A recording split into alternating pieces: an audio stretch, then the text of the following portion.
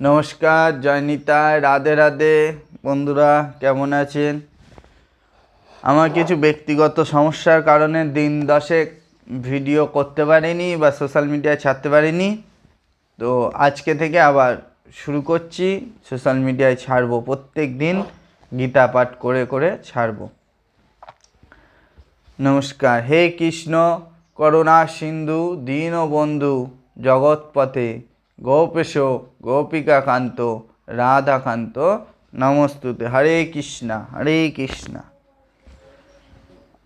আব্যভক্ত ব্যক্তয় সর্বা প্রবন্তস্ত হরাগমে রাত্রাগমে প্রলিয়ন্তে তত্রী বাব্যক্ত সংযজ্ঞকে ভূতগ্রাম স এবানাং ভূতা ভূতা প্রলিয়তে রাত্রাগমে হবস্পর্ত প্রভবর্ত হরাগমে।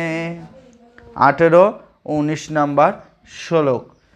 প্রথম শ্লোকের অনুবাদ: ব্রহ্মার দিনের সমাগমে সমস্ত জীব আব্যক্ত থেকে অভিব্যক্ত হয় এবং ব্রহ্মার রাত্রির আগমে তা পুনরায় আব্যক্তে লয় প্রাপ্ত হয়।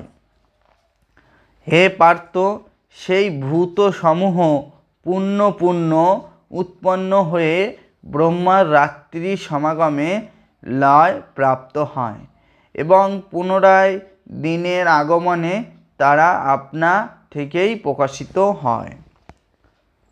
এর তাৎপর্যটা কি? তাৎপর্য হচ্ছে অল্প বুদ্ধিসম্পন্ন জীব যারা এই জড়জগতে থাকবার চেষ্টা করে, মানে আমরা অল্প বুদ্ধি, আমরা মানুষ কি করি, এই জগতে থেকে যাওয়ার জন্যে ঘর বাড়ি টাকা পয়সা বাইক গাড়ি এইসব করতে থাকি, কিন্তু সবাই এইটা ভাবি না যে এখানে আমরা কেউই থাকতে পারবো না, একদিন আমাদের সবাইকে চলে যেতে হবে। যার যখন সময় আসবে সবাইকেই চলে যেতে হবে, কিন্তু এটা আমরা ভাবি না। আমরা চেষ্টা করে যাই, একতলা বাড়ি হলে এবার দুতলা, দোতলা হলো তিনতলা, বাড়ি গাড়ি এই সব করতে থাকি, চেষ্টা করতে থাকি, চেষ্টার কোনো শেষ থাকে না। তারা বিভিন্ন উচ্চতর গ্রহলোকে উন্নীত হতে পারে এবং তারা পরে আবার তাদের এই পৃথিবী গ্রহে পতন হয়। ব্রহ্মার দ্বীপ সকালে এই জড় জগতের অভ্যন্তরে ঊর্ধ্ব নিম্ন লোকগুলিকে তারা তাদের কার্যকলাপ প্রদর্শন করে, কিন্তু ব্রহ্মার রাত্রির আগমনে তারা আবার সকলেই লয় প্রাপ্ত হয়। জড় জাগতিক কার্যকলাপের জন্য ব্রহ্মার দিবাভাগে তারা বিভিন্ন কলেবর প্রাপ্ত হয় এবং রাত্রে তাদের সেই সমস্ত কলেবরের বিনাশ হয় এবং সেই সময় জীবসমূহ শ্রী বিষ্ণুর বিগ্রহে একসঙ্গে অবস্থান করেন।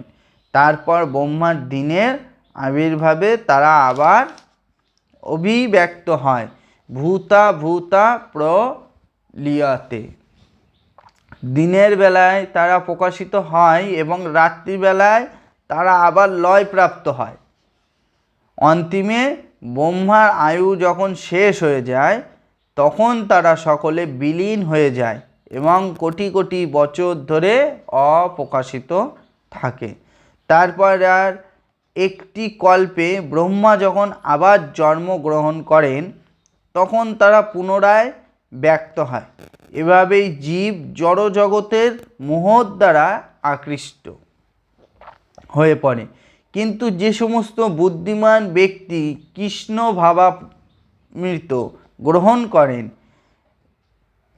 তারা হরে কৃষ্ণ কৃষ্ণ কৃষ্ণ হরে হরে, হরে রাম রাম রাম হরে হরে এই মহামন্ত্র কীর্তন করে মানব জীবনকে সম্পূর্ণ রূপে ভগবৎ সেবায় নিয়োগ করেন।